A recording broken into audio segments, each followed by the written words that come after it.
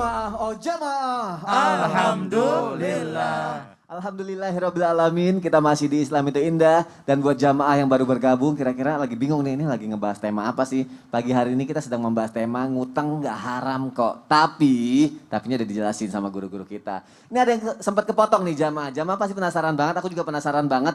Tadi aku sempat nanya ke Habib Usman nih, kalau misalnya hutang itu tidak bisa menggugurkan dosa-dosa kita. Bahkan nih aku pengen tahu nih, kalau mati syahid sekalipun, apakah tetap nggak kebayar gitu kan? Habib Usman tadi udah ngejelasin banyak tuh, ada hablum minallah, hablum minanasnya seperti apa. Kalau gitu aku mohon penjelasannya lebih lanjut nih. Tadi kan sempat digantungin biar jamaah penasaran. Betul. Afwan Mas Soni, Afwan Habib Nabil. Silakan. Afwan Ustaz Syam, Afwan Mas Randi.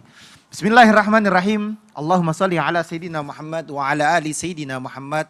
Dari Abdullah bin Amr bin As radhiyallahu an, Rasulullah sallallahu alaihi wasallam bersabda, yughfaru li syahid kullu dzanbin ila dain. Jelas bahwasanya baginda Nabi besar Muhammad sallallahu alaihi wasallam bersabda, semua dosa orang yang mati syahid akan diampuni kecuali hutangnya. Walaupun dia mati syahid, dia meninggal dalam keadaan syahid, entah dalam peperangannya, entah dalam yakni dia kebakaran atau dia sakit perutnya atau dia dalam keadaan mati syahid, sehingga orang tersebut atau manusia tersebut masih punya hutang, hutangnya tetap diperhitungkan.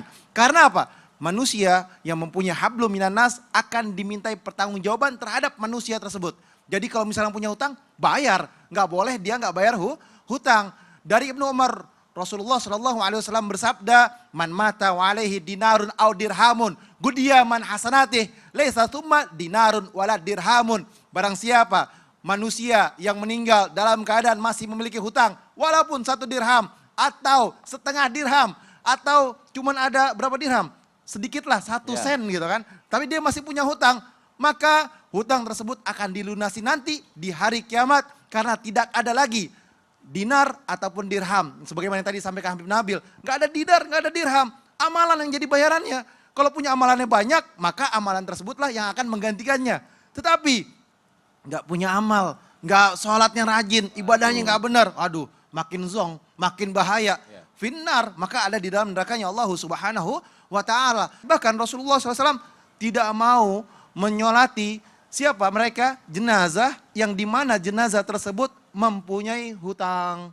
Jadi tanya, ini jenazah siapa? Fulan bin Fulan ya Rasulullah. Dia punya hutang enggak? Punya ya Rasulullah. Berapa hutangnya? 3 dirham. Terus Rasulullah tanya, apakah dia punya harta yang lain? Masih ada ya Rasulullah. Rasulullah mau sholatin. Karena ada harta yang mau dibayarkan. Ada sahabat lagi bilang, ya Rasulullah ada Fulan bin Fulan punya harta. Tidak punya harta, punya hutang enggak? Punya hutang, berapa hutangnya? 5 dirham. Terus Rasulullah diam, sahabat aja silakan yang menyolatkan. Tapi sahabat berdiri, sahabat bilang, ya Rasulullah saya akan menanggung hutangnya. Maka Rasulullah baru nyolatin. Inilah yang harus kita pahami. Ternyata hutang itu berbahaya bagi diri kita. Dan juga inna khiyarukum ahsanukum qadaan. Yang paling baik di antara kalian adalah yang paling mau niat untuk bayar hutang dan melunasi hutangnya. Masya Allah. Makanya tadi Habib bilang hablum minallahnya urusan kita sama Allah. Betul. Hablum minannasnya sama orang yang kita utangin itu ya Habib ya. Betul. Kasihan jangan sampai kabur, Masya Allah. Terima kasih Habib Usman untuk penjelasannya. Dan orang yang paling baik adalah orang yang mau melunasi utangnya. Terima kasih Mas Randi, udah jadi pelajaran juga loh buat kita loh. Masya Allah. Ya, jadi kita bisa bukan belajar ngutang, jamaah, belajar cara melunasi utang. Atau ente niat seperti Mas Randi, bayarin utang orang semua. Amin, semoga rezekinya banyak, jadi bisa kayak gitu. Amin, ya Allah, amin. Baik jamaah, jangan sampai kita meninggalkan hutang ketika kita meninggal ya. Tadi seperti Habib Usman juga sudah menjelaskan ya. Tapi kalau misalnya ada yang kayak gitu nih, kita kan nggak pernah tahu ya, tiba-tiba adalah saudara atau keluarga meninggalkan hutang, tapi dia tidak meninggalkan pesan nih.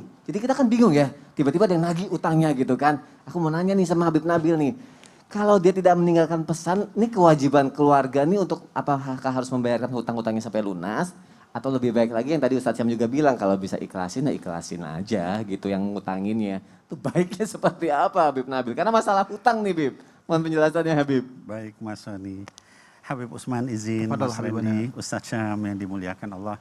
Dan anak-anakku sekalian, para pemuda, ya para pemudi dan juga kaum muslimin muslimat dimanapun berada. Ya tadi pertanyaannya adalah ketika ada orang meninggal, ya lalu kemudian dia punya hutang, itu apa lebih baik dilunasin, artinya direlakan oleh orang yang punya piutang atau dibayar oleh ahli waris. Kalau orang yang punya piutang ingin mengikhlaskan itu luar biasa. Ya, saya ingin menyampaikan kepada orang-orang yang punya piutang lalu dia kaya. Dikatakan di dalam hadis sahih, ya ada seorang yang nanti di hari kiamat dihisap sama Allah Subhanahu wa taala, lalu kemudian ternyata dia akhirnya harus masuk dalam neraka. Ketika sudah akan masuk neraka ditanya sama Allah Subhanahu wa taala, "Apa kamu punya, kalau bahasa kita, amal unggulan?" Dia berpikir lalu dia jawab, "Tidak ada ya Allah." Coba kamu pikir sekali lagi, padahal Allah Maha mengetahui. Lalu kemudian orang itu bilang setelah berpikir, "Mungkin ada ya Allah, saya itu dulu orang kaya. Dan saya itu selalu kalau ada orang ngutang sama saya, itu saya lakukan kalau misalnya dia orang miskin, saya ikhlasin. Kalau dia orang yang masih ada kemampuan tapi belum mampu, saya tunda, saya longgarkan. Kalau dia orang kaya saya tagih. Mungkin itu kebaikan saya." Kata Allah, "Maka dengan kebaikan kamu yang mengikhlaskan, menunda itu, maka aku sekarang berikan kebaikan kamu masuk surga." Nah jadi itu luar biasa, itu yang pertama. Lalu kalau enggak diikhlasin sama orang bagaimana? Maka kewajiban ahli warisnya untuk melanjutkan, untuk membayar. Kata Allah di surah An-Nisa dikatakan, "Min ba'di wasiyatin yusi biha audain." Ya. Dan semua yang namanya waris itu harus setelah dibayar wasiatnya atau dibayar hutangnya baru boleh dibagi, ya. Lalu yang ketiga bagaimana kalau nggak punya waris sama sekali? Maka tadi Habib Utsman sudah menyampaikan, ya, maka kalau di situ ada orang yang mampu bayarin, ya. Abu Qatadah radhiyallahu an menyatakan, ya, pada suatu ketika ada orang yang meninggal lalu dia nggak punya uang untuk bayar keluarganya. Lalu kemudian habis itu Rasulullah SAW menanya, "Ini punya hutang?" "Punya." "Berapa?" "Sekian dirham." "Siapa yang bayar?" Tidak ada, maka Rasul tidak jadi. Lalu Abu Qatadah ngangkat tangannya, "Ya Rasulullah, saya yang bayar hanya karena Allah." Setelah itu baru sama Rasul SAW disolatin. Nah jadi 3 hal itu tadi. Ya, apakah orang itu mengikhlaskan karena Allah, dia nanti bakal masuk surga dengan mudah. Ya.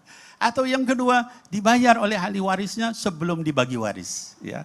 Yang ketiga adalah dibayar sama orang lain hanya karena Allah Subhanahu wa taala. Dengan 3 cara itu, insya Allah mudah-mudahan kita selamat di akhirat. Amin ya rabbal alamin. Amin ya rabbal alamin. Masya Allah Habib Nabil, terima kasih untuk Sami-sami. penjelasannya. Masya Allah.